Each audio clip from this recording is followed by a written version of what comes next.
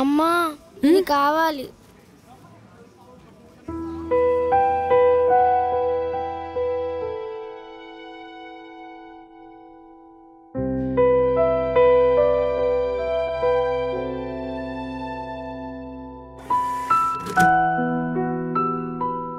బిల్లింత తక్కువ వచ్చింది. ఆఫర్స్ ఏమైనా నడుస్తున్నాయండి? ఆఫర్ కాదు మేడం, గిఫ్ట్.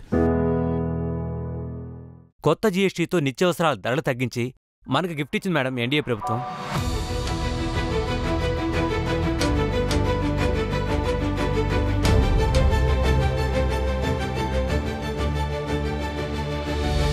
కొత్త జీఎస్టీతో ఇక ప్రతి ఇంట ఖర్చుల భారం తగ్గింది, ఆనందం పెరిగింది. Super GST, super savings.